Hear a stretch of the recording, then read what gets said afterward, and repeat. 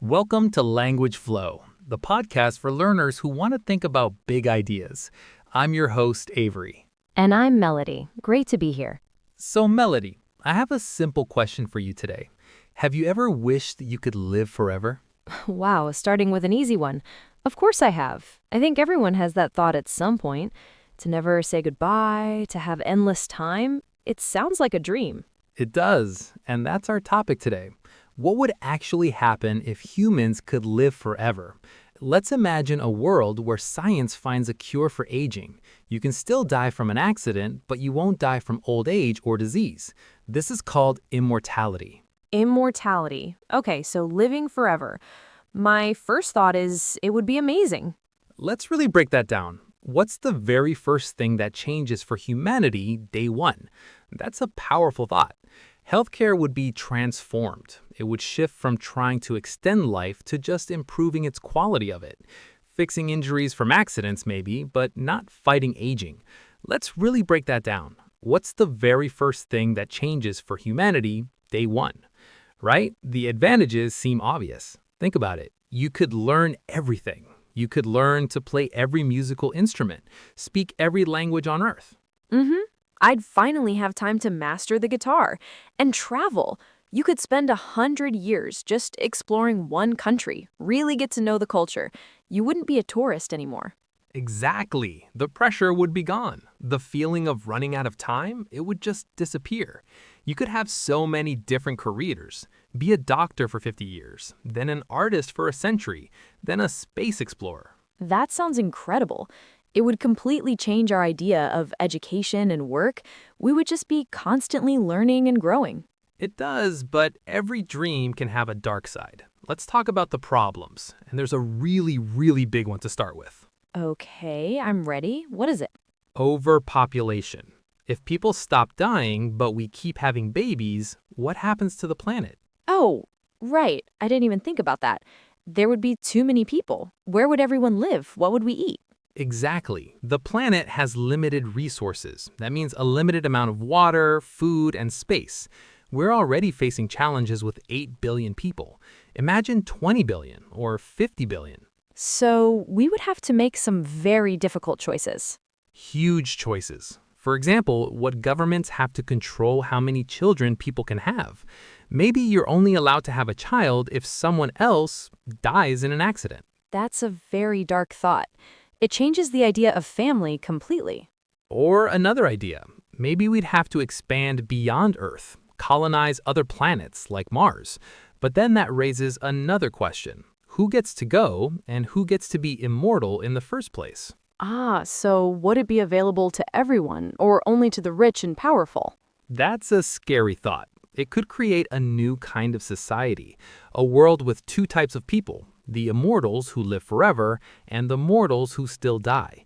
The gap between the rich and the poor would become a gap between the living and the forever living. Yeah, that inequality would be on a whole new level. It sounds like something from a sci-fi movie. It really does. So we have these massive societal level problems. But let's bring it back to the individual. Let's talk about something more personal, like relationships. Okay, like love and friendship? Exactly. Think about marriage vows. People often say, "Till death do us part." What does that mean if death never comes? It means forever, literally forever. That's a lot of pressure.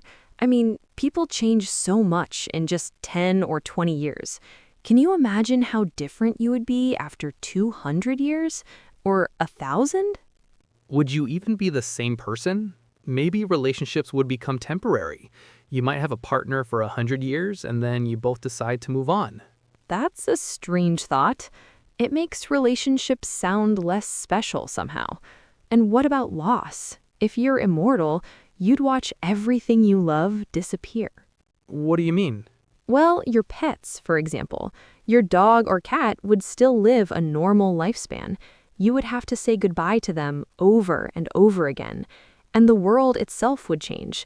The city you grew up in might not exist in 500 years. The forests you loved could be gone. That's a really good point.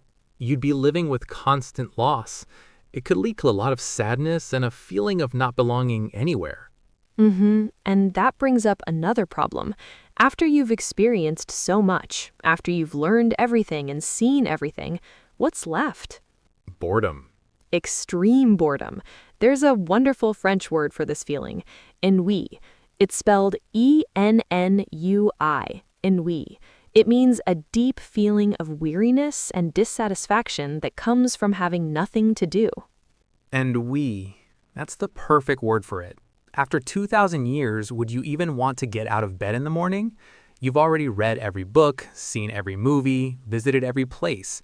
Life might start to feel empty, like a story with no ending. And think about memories. Could our brains even hold thousands of years of memories? Maybe we would start to forget our own childhoods, our first loves. We would lose parts of ourselves over time. That's a deep thought, forgetting who you used to be. So what started as a dream is starting to sound a bit like a nightmare. Right. It's a classic example of a double-edged sword. That's an idiom in English. A double-edged sword is something that has both positive and negative effects. I like that, a double-edged sword. And this might be the sharpest one of all. It leads us to the biggest, most philosophical question. Okay, what is it? What is the meaning of life if it never ends? Wow, yeah, that is a big question. Think about it. A lot of what we do is because our time is limited. We have deadlines for work or school, and that pushes us to get things done. We try to achieve our dreams before we get too old. We tell people we love them because we don't know how much time we have. Right. If you have forever, there's no urgency. You can always do it tomorrow, or next year, or next century. Procrastination would become a way of life. Nothing would feel special. A beautiful sunset is special because it only lasts for a few minutes. A vacation is special because it ends. That makes sense. It's the limits that give things value. It's a paradox, isn't it? A paradox is a situation that seems contradictory or against common sense, but is actually true. It's the ultimate paradox. The thing we fear most, death, might be the very thing that gives life its meaning, its beauty, and its purpose. By trying to get rid of death, we might accidentally get rid of what makes us human.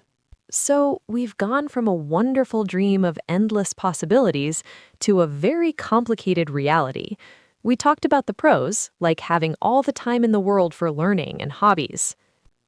And the cons, the huge problems like overpopulation and inequality. And the personal costs, like the pain of constant loss and the risk of eternal boredom, that ennui. Which brought us to the final question about what gives life meaning.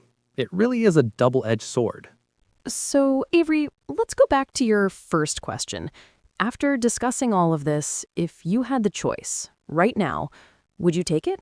Would you choose to live forever? Before this conversation, I would have said yes in a heartbeat.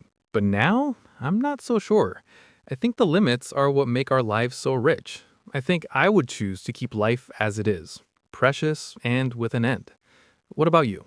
I think I agree. It's a tough choice, but maybe a finite life is a more beautiful one. And that's the question we want to leave with our listeners today. What would you choose? Thank you for joining us on English Conversations. We'll see you next time for another big conversation. Bye for now.